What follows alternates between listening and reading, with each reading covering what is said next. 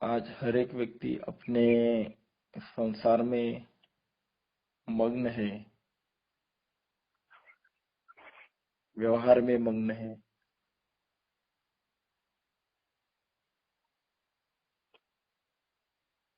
स्वार्थ में मग्न है। तो खुद को उसने इतना व्यस्त कर लिया है, अपना ध्येय भूल गया है।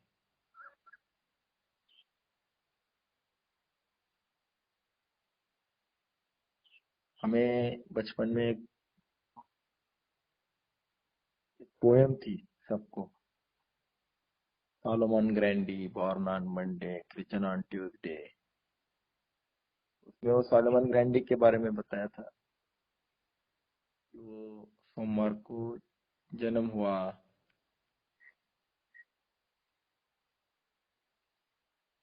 मंगलवार को उसकी मुंज हुई, बुधवार को शादी हुई, बड़ा हो गया ना, शादी हो गई। गुरुवार को बच्चे हुए, शुक्रवार को उनकी शादी हुई, शनिवार को बीमार पड़ा, रविवार को मर गया, दफनाया गया। बस this is the end of Solomon Grundy. हर एक की केवल 7 दिन की जिंदगी है। बस इसी में सब कुछ हो रहा है, ऐसे ही जी रहे हैं।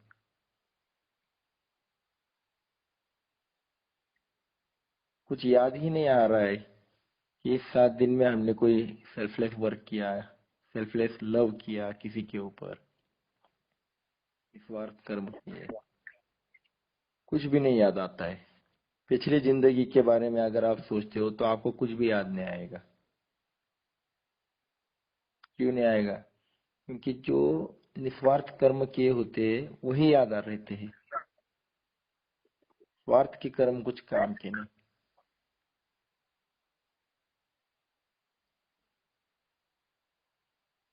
बस नौकरी पे जाता है, पैसा कमाता है, घर में बीवी के पास दे देता है, चल रहे हैं। इसी में वो खुश, उसी में वो खुशियां मनाता है। बुझने दादाजी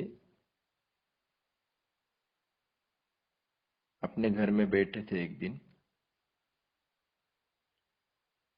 वो रोहा उनका गांव का नाम है, रायगढ़ जिले में है, रत्नागिरी जिले में है, रत्नागिरी में रोहा। वहां वो घर में बैठे थे।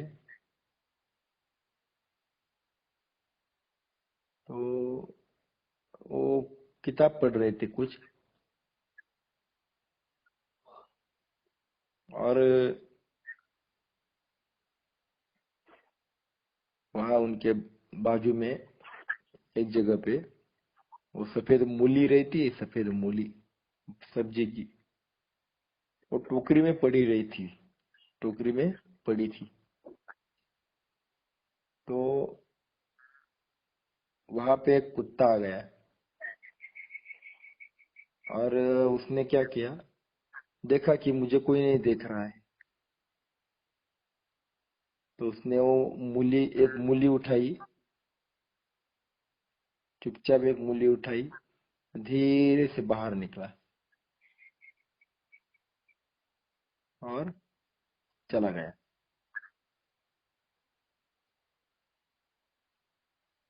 अब दादाजी जो थे पढ़ रहे थे, पर उनका ध्यान था,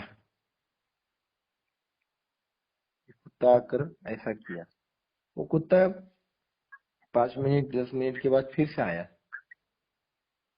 फिर से उसने देखा कि मुझे कोई नहीं देख रहा है। उसको ऐसा लग रहा था, पर दादाजी की तिरछी नजर उसके ऊपर थी। फिर से एक दूसरी मूली उठाई, फिर से भाग गया लेकर। दादाजी के मन में आया कि ये कुत्ता मूली का क्या करता है, कहाँ लेके जाता है।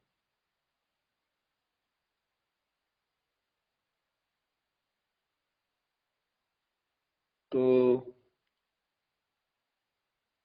तीसरी बार जब वो कुत्ता आया, उसने तीसरी बार मूली उठाई। तो दादाजी चुपचाप उसके पीछे पीछे गए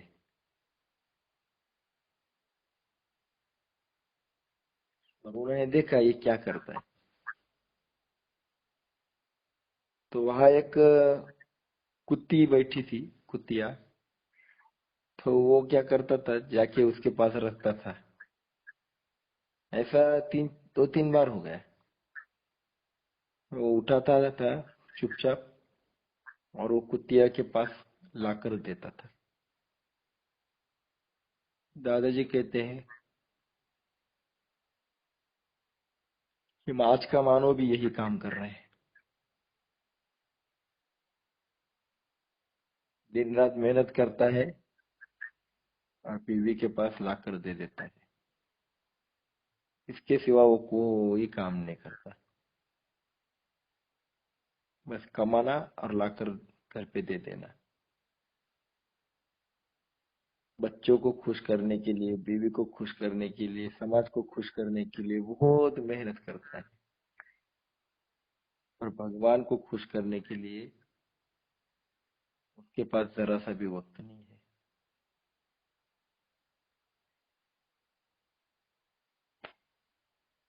उसको लगता है मैंने किसी का बुरा नहीं किया, मैं अच्छा जीवन जी रहा हूँ। दादाजी कहते हैं तुझे, तू किसी का बुरा नहीं कर सकता है। तूने क्या नहीं किया इसके लिए जीवन नहीं दिया है भगवान ने। तूने क्या किया ये भगवान पूछने वाला है। तू कहता है मैं दारू नहीं पीता, मैं मांस मच्छी नहीं खाता, मैं गलत व्यवहार नहीं करता। तो भगवान कहता है मैंने तुझे जीवन जो दिया कुछ करने के लिए दिया, कि तू अच्छा कर, कुछ ना करने के लिए नहीं दिया। कुछ अच्छा कर, उसके बारे में बता। और मेरे पास तो कोई जवाब है ही नहीं। हमारे जीवन में भगवान ने कुछ भूमिका तय की है। वो भूमिका क्या होती है वो हम तय करते हैं कि भगवान हमारे साथ कौन सी भूमिका में रहे। भगवत गीता में इसके बारे में भगवान कहते हैं उपदृष्टा हनुमंता च भर्ता भोक्ता महेश्वरा परमात्मेत्य चाप्युक्तो देहेस्मिन् पुरुषा परा। इसका मतलब क्या है कि भगवान कहते हैं कि मैं मनुष्य मानव के जीवन में 6 भूमिका में रहता हूँ। तो आप जितना निस्वार्थ कर्म करोगे वैसे वैसे भगवान अपनी भूमिका आपके साथ बदलते जाते हैं।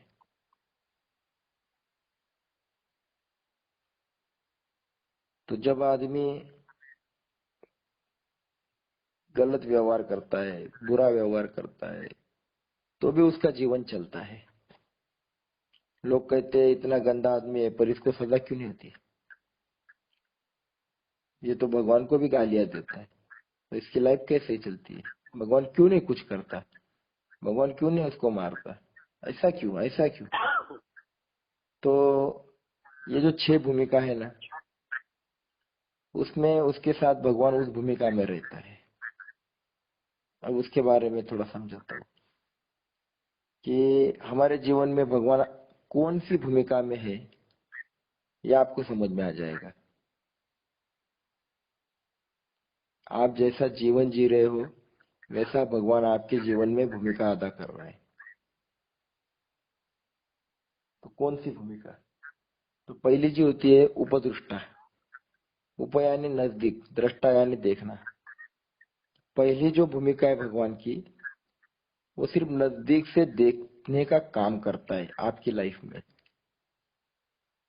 फिर आप अच्छा व्यवहार करो या दुर्व्यवहार करो, गलत व्यवहार करो, कुछ भी करो, भगवान क्या करते हैं पहले, वो सिर्फ देखते हैं कि ये क्या कर रहा है, देखने दो मुझे। आप कहते हैं कि मैं किसी का बुरा नहीं करता हूँ, भगवान फिर भी कहते ठीक है, ओके। वो देखने का काम करता है, तू अच्छा कर या बुरा कर, मैं सिर्फ देखने का काम करूंगा। उसमें भगवान कुछ एक्शन नहीं लेते हैं। इसलिए कोई कैसा भी रहे, हमें लगता है भगवान क्यों इसका बुरा नहीं, इसको क्यों नहीं ये तकलीफ देता है। उनकी पहली भूमिका होती है देखने का, इसको ऐसा करने दो। तो जब एक बाप अपने बच्चे को, जब बच्चा बड़ा हो जाता है तो बाप क्या करता है, उसको व्यवसाय करने के लिए 2 लाख रुपए दे देता है। अब 2 लाख रुपए देने के बाद वो पिताजी, उसके पप्पा, बाप क्या कहता है कि बेटे, मेरे से जितना हुआ उतना मैंने किया, मैंने तुझे 2 लाख रुपए दे दिए, अब तू बिजनेस कर। अब ये 2 लाख से 3 लाख करने के या 50,000 करने के, ये तेरे ऊपर है, मेरा इसमें अभी कोई रोल नहीं। मेरे पास अभी इससे ज्यादा कुछ पैसा नहीं है, जितना था सब कुछ दे दिया। तो इसमें आप पिताजी की भूमिका क्या है, सिर्फ देखने की। अब वो पैसा देकर अभी क्या करेंगे, उसका कर्तृत्व को देखेंगे, ये बढ़ाता है कि घटाता है, ये फायदे में आता है कि नुकसान में आता है। अब पहली भूमिका क्या है वो बाप की, कि बच्चे को पैसे दे दिए हैं, अब सिर्फ वो देखने का काम करेंगे, ये हो गया उपदृष्टा। वो इंटरफेयर नहीं करते पैसा देने के बाद, तुझे जो करना है अभी कर, नुकसान भी हुआ तो तू संभाल ले, फायदा हुआ तो तू ही देख ले, मुझे कोई लेना देना नहीं। वैसे हमारे जीवन में पहली भूमिका होती है उपदृष्टा। जब हम अच्छा काम करने लगते हैं, हमें लगता है कि अरे ये क्या जीवन है, बस उठे, ड्यूटी पे गए, घर पे आ गए, खाना खाकर सो गए, अरे ये क्या लाइफ है। तो हमें लगने लगता है कि ऐसी क्या लाइफ होती है, इसमें कुछ भगवान का भी काम होना चाहिए, भगवान का भी हमने काम करना चाहिए, निस्वार्थ कर्म कर, ऐसा हमें लगने लगता है अंदर से। तो जब तक ये नहीं लगता है ना, तब तक भूमिका, भगवान भूमिका नहीं बदलते। वो कहते बेटा, तुझे जब लगेगा तब मैं देखूंगा क्या करने का, अभी तुझे कुछ नहीं करना है ना, तो मैं भी कुछ नहीं करूंगा, वो सिर्फ देखने का काम करते हैं। अब हमें लगता है कि अरे यार, इतना जन्म हमारा फुकट में जा रहा है, भगवान का काम करना चाहिए। तो हम क्या करते हैं, भगवान का काम करने में शुरुआत कर देते हैं। अब जैसे ही हम भगवान का काम करने में शुरुआत करते हैं, अच्छा काम करते हैं, निस्वार्थ कर्म करते हैं, स्वाध्याय करते हैं। स्वाध्याय का मतलब कि हम भगवान के बारे में सोचने लगते हैं, खुद के बारे में सोचते हैं कि हमने क्या किया है भगवान का काम। तो जैसा हम काम करने लगते हैं, शुरुआत करने लगते हैं, 2-4 लोगों को समझाने लगते हैं, खुद में बदलाव करते हैं, तो भगवान भी भूमिका बदलते हैं। वो हनुमंता की भूमिका में आते हैं। हनुमंता यानी अनुमोदन देना, मतलब शाबाशी देना। तो जब आप कभी अच्छा काम करते हो ना, जो भगवान को पसंद है, तो आपके अंदर एक गुदगुदी होती है, वो भगवान की शाबाशी रहती है। जिसमें आपने कुछ फायदा नहीं लिया, वो काम जब आप करते हो ना, तो आपको बड़ा आनंद आता है। वो आनंद आप कभी नहीं भूलते। आज अगर 1,000 रुपए कमाए ना, तो कल आप 1,000 रुपए का आनंद भूल जाते हो। ये भोगानंद जो होता है ना, वो भूल जाते हैं, उसमें मजा नहीं आता है दूसरे तीसरे दिन। पर ये जो भावानंद होता है ना, भगवान का कार्य करते हो, निस्वार्थ कर्म, इसका आनंद खत्म नहीं होता है कभी भी। तो जब आप निस्वार्थ कर्म करते हो, किसी को भी निस्वार्थता से बताने शुरू करते हो, आप त्रिकाल संध्या किसी को बताओगे, आपका क्या फायदा। अब भगवान के विचार भगवान लोगों को दोगे, आपका क्या फायदा। तो ये निस्वार्थ कर्म में क्या होता है, तो भगवान भी अपनी भूमिका बदलते हैं, वो आपको शाबाशी देने लगते हैं कि वाह क्या बात है बेटा, बहुत बढ़िया, आगे चल, आगे बढ़, आगे बढ़, बहुत बढ़िया। आपको जैसा जैसा काम करने लगते हैं, वैसे वैसे खुशी आने लगती है, वैसे वैसे आनंद आने लगता है, क्योंकि अंदर से भगवान आपको शाबाशी दे रहा होता है। कोई आपको शाबाशी दे ना दे, पर भगवान देने लगता है। जैसा बाप ने अभी 2 लाख रुपए दे दिए थे, उसने पहले क्या किया, देखने का काम किया। अब जब उसने देखा, बाप ने देखा कि अरे मेरे बेटे ने तो 2 लाख से 2.5 लाख किए, मतलब 50,000 ज्यादा बढ़ा है धंधे में, तो बेटा ईमानदार है, काम में मन लगा रहे, तो बाप क्या कहता है कि वाह बेटा वाह, बहुत अच्छा काम कर रहे तू, बहुत बढ़िया काम कर रहे, लगे रहो लगे रहो, अगर तुझे कुछ लगा कुछ चाहिए होगा तो मैं तुझे मदद करूंगा। तो ये बाप उसको अनुमोदन देता है। पहले बाप की भूमिका क्या थी? उपदृष्टा, पैसे का तू क्या करता है तू ही जाने, मुझे कोई लेना देना नहीं, क्योंकि वो अपने बच्चे की कर्तृत्व को बड़ा करना चाहता था। अभी देखा कि बच्चा सच में कर्तृत्ववान है, अभी बाप मदद के लिए आ गया, तो उसको बोलता है अभी तुझे कुछ चाहिए होगा ना तो मैं दे दूंगा। तो ये भूमिका बदल ली। अभी वो जो बाप था वो अनुमंता में आ गया। अब जैसा बच्चा भगवान का काम करने लगता है, हम भगवान का काम करने लगते हैं, खुशियां बढ़ने लगती है, तो हमें एक भरोसा आने लगता है कि मेरा जीवन मैं नहीं चला रहा हूँ, भगवान चला रहा है। हम इस भूमिका तक आ जाते हैं। अभी तक क्या लगता था कि मेरा परिवार मैं चला रहा हूँ, पर जब आप भगवान का काम करने लगते हो तो आपके जीवन में परिवर्तन आता है। आपको समझ में आता है कि अरे, मेरे दुकान में जो कस्टमर आता है वो मैं थोड़ी ला रहा हूँ, वो तो भगवान भेज रहा है। मेरा क्या कर्तृत्व है कि लोग मेरे पास आ रहे हैं? मेरे घर में जो चल रहा है वो तो भगवान चला रहा है। ऐसी भूमिका आपके अंदर जब आने लगती है, आपको समझ में आता है कि भगवान के किए कर्म की वजह से ही सभी कुछ हो रहा है, भगवान ही सब कर रहे हैं, हम तो निमित्त है। तो समझ लो कि आपकी भूमिका बदल गई है। आपके अंदर एक बदलाव आया है कि आपको सभी जगह भगवान दिखने लगे हैं। अरे मैं तो कुछ नहीं कर रहा हूँ, ये तो सब भगवान कर रहे हैं। तो क्या होता है, इसमें भगवान की भूमिका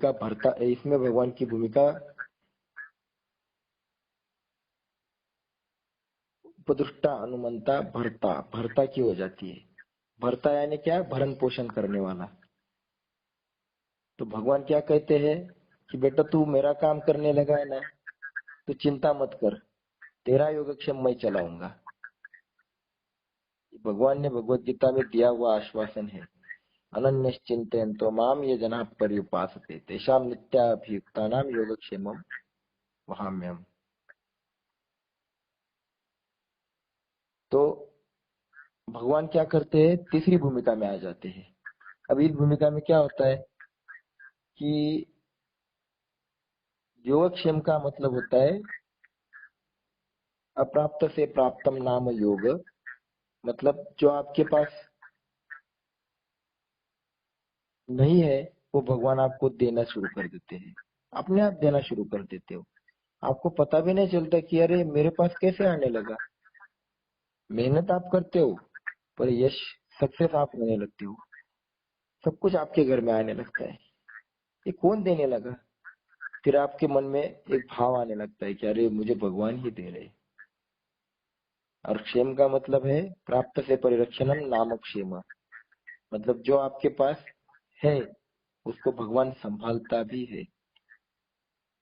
नहीं तो एक बीमारी आ जाती है और पूरी जिंदगी में कमाए हुए पैसे एक झटके से डॉक्टर के पास दवा खाने में चले जाते हैं। भगवान संभालने की जिम्मेदारी नहीं लेता है। भगवान उसी का रक्षण करता है जो भगवान का काम करता है। तो ये तीसरी भूमिका में क्या होता है कि मुझे हर जगह पे भगवान की शक्ति दिखाने लगती है। मेरे सभी काम फटाफट होने लगते हैं, तो मेरे दिमाग में आता है अरे मेरा तो ये सब काम भगवान ही करा रहे हैं। मैं जहां भी जाता हूँ मेरे काम फटाफट हो रहे हैं। कोई प्रॉब्लम भी आया तो झट से निकल जाता है, ये कौन दूर कर रहा है? ये सोच जब आपकी बढ़ने लगती है तो समझो आपके जीवन में भगवान भर्ता की भूमिका आने लगे, वो आपको फटाफट सब देने लगे। पर इस भूमिका में आपका भगवान का काम की गति वो बढ़ी हुई होती है, तब भगवान भूमिका बदलते हैं। जैसा अभी इधर बच्चे को बाप ने क्या किया था, 2 लाख रुपए दिए थे, उसने 2.5 लाख करने के बाद वो और बाप ने जब उसको शाबाशी दी तो और गति से काम करने लगा। तो अभी बाप भी क्या करने लगा, उसने मांगे बगैर उसको देने लगा, क्योंकि उसे पता चल गया कि ये ये दारू नहीं पिएगा इस पैसे का, ये किसी को बांटेगा नहीं गलत तरीके से, मेरे पैसे को ये बढ़ा रहा है। तो बाप क्या करता है, बिना मांगे उसको देने लगता है, बेटा रख दे तेरे को लगेंगे। बच्चा ना कहता है, नहीं पीता है, फिर भी बाप कहता है अरे नहीं नहीं रहने दे रहने दे, और मटेरियल ला, और धंधे को बढ़ा। तो बिना मांगे बाप भी उसको देने लगता है, क्योंकि बाप को भी भरोसा आता है ये बच्चा बढ़िया काम कर रहा है। ऐसे ऐसी भूमिका भगवान बदलते जाते हैं। अब ये सामान्य लोगों की बात हो गई, और उसके आगे जो होता है भर्ता, इसके आगे होता है भोक्ता, महेश्वरा, परमात्मा। ये जो आगे की तीन भूमिका होती है ना, वो महापुरुषों के बारे में होती है। और हम जो लोग होते हैं ना, उसमें से एक भूमिका में दूसरी भूमिका में जाते जाते हमारा एक पूरा जन्म निकल जाता है, और हमें लगता है हमको भगवान कब मिलेगा। अरे भाई तुझे भूमिका नहीं बदल रहा है तो भगवान कैसे बदलेंगे। ये यथा माम प्रपद्यन्ते तथैव भजाम्यहम्। तू जैसा जीवन जी रहा है ना, भगवान वैसा जीवन तेरे साथ जिएगा। तू अगर भोगों में अटक गया है ना, तो भगवान तेरे पास सिर्फ देखता ही रहेगा, तू अटक जा। तू गटर में स्नान कर रहा है, भगवान कहता है तू कर। तू दारू पीता है, भगवान कहता है पी। तू गालियां देता है, भगवान कहता है दे। मैं सिर्फ देखने का काम करूंगा। हाँ, बाकी जब तू मेरे पास आएगा खत्म होने के बाद, मरने के बाद, तेरा सारा हिसाब निकालूंगा मैं। तब तक भगवान सजा नहीं देते। और वो जैसा जैसा आगे बढ़ता है ना, उपदृष्टा, उसके आगे अनुमंता, भरता, जब आप काम करने लगते हो ना भगवान का, तो भगवान क्या कहते हैं, तो वो अपनी भूमिका बदलते हैं। फिर आपके लाइफ में बहुत आनंद आने लगता है। तो जो महापुरुष होते हैं ना, उसके जीवन में क्या होता है कि वो पिछले जन्म का ही कर्म लेके आते हैं। उन्होंने बहुत सारा सात्विक कर्म किया होता है। तो हम भी अगर बहुत मेहनत करेंगे तो भगवान भी हमारे जीवन में चौथी भूमिका में आते हैं,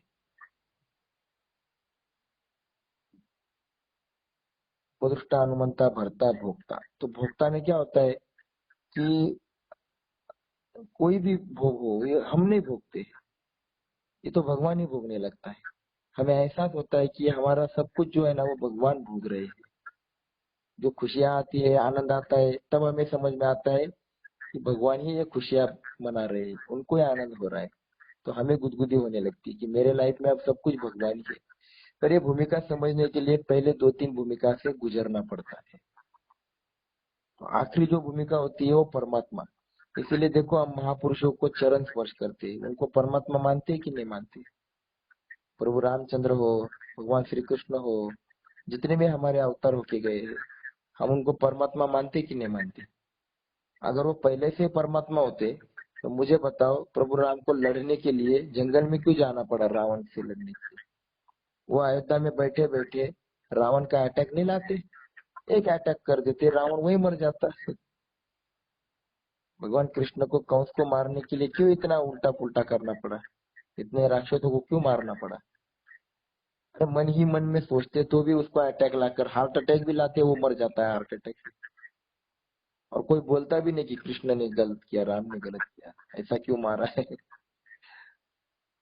तो वो मानव थे, और उन्होंने अपनी भूमिका बदलते बदलते इतना कर्म अच्छा किया, इतना निस्वार्थ कर्म किया कि भगवान उनके जीवन में परमात्मा बन गए। उन्होंने परमात्मा की भूमिका, इसलिए सभी लोग उनको परमात्मा मानने लगे। तो मानव परमात्मा तक, उपदृष्टा से परमात्मा तक जाने का है,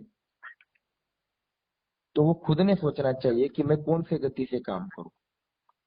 अब दादाजी इसमें हमें क्या समझाते हैं कि ये देखिए, 6 भूमिका मैंने आपको समझा दी है, अब तू तय कर कि तेरे जीवन में मैं, भगवान ने कैसी भूमिका करनी चाहिए।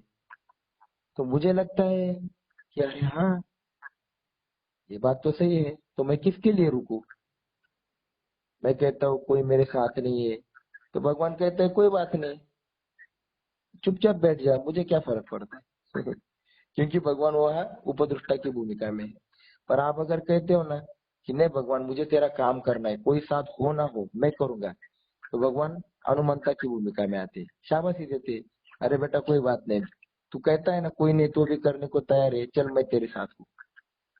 इसलिए दादाजी कहते हैं कि खुद को अकेला मत समझो, कोई नहीं है तो फिर भी भगवान मेरे साथ है। और निस्वार्थ कर्म, भगवान का काम, भगवत गीता का विचार घर घर लेने को जाओ, त्रिकाल संध्या घर घर समझाओ, फिर देखो भगवान आपके जीवन में कौन सी भूमिका में आता है। ये आप तय करते हो कि भगवान ने मेरे साथ कैसा व्यवहार करना चाहिए, ये आपके हाथ में है। अगला जन्म कैसा होना चाहिए ये आप तय करते हो, भगवान नहीं तय करते। भगवान केवल कर्म का फल देते हैं। कर्मण्येवाधिकारस्ते माँ फलेषु कदाचन माँ कर्म फल हेतुर्भुर्माते संगोस्त्व कर्मणि। भगवान सिर्फ कर्म का फल देते हैं, तो आप तय करो मेरा अगला जीवन कैसा होना चाहिए। अगर पशु की जिंदगी जियोगे, ईट ड्रिंक एंड बी मेरी, तो अगला जन्म पशु का ही मिलेगा। अभी 2 पैर का पशु जीवन जी रहे, अगले जन्म में 4 पैर का मिल जाएगा। पर अभी अगर आप भगवान का काम करते हो तो इसको मानव जन्म कहते हैं। तो जो बोओगे वो अगले जन्म में पाओगे। तो आपको लगता है कि भगवान ने मेरे जीवन में बहुत सब कुछ आनंद ही आनंद देना चाहिए, तो भगवान की भूमिका बदलने के लिए आप वैसा काम करो, तब भगवान आपके जीवन में भूमिका बदलेगा। नहीं तो आप कितना भी स्वार्थ का काम करो, परिवार अच्छा चलाओ, तो भी भगवान सिर्फ देखने का काम करेगा, वो इंटरफेयर कभी नहीं करेगा। तो आपको लगता है कि भगवान ने मुझे सब कुछ देना चाहिए, खुशियां देना चाहिए, आनंद देना चाहिए, तो वैसा काम आप करो।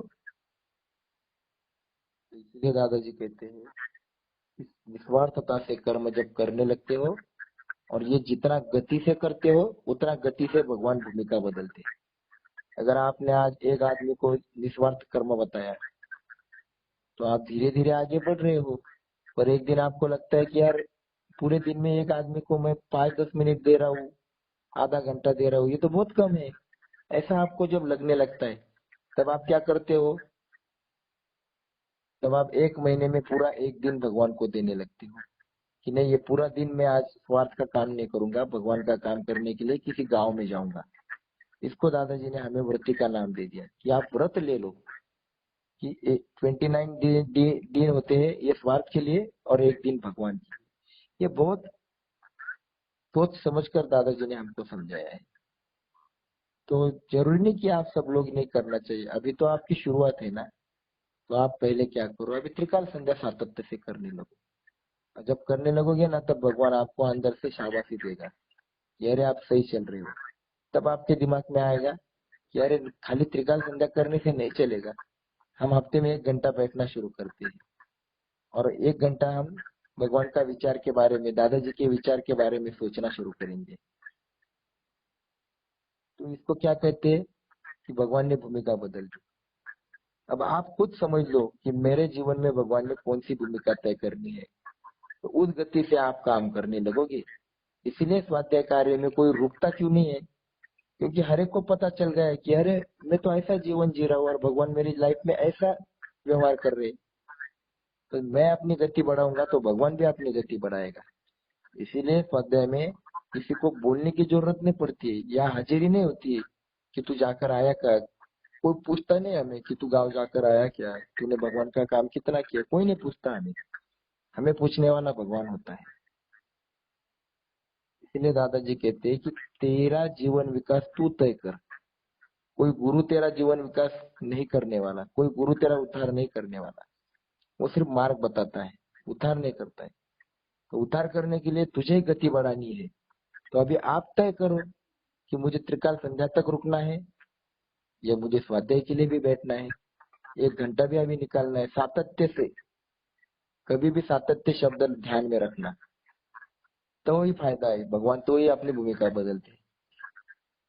तो ये तय करने के लिए आपने सोचना है। तो हम अब आज का यही विचार यहाँ पर रखते हैं, सोचते हैं कि दादाजी ने क्या बताया है, मेरे लाइफ में भगवान ने क्या भूमिका रखनी चाहिए वो मेरे ऊपर होता है। तो मैं अब तय करूंगा कि मुझे कितना काम भगवान का करना है, क्योंकि अभी तो जिंदगी बहुत सारी खत्म हो चुकी है और अभी जितनी बाकी है वो बहुत कम है।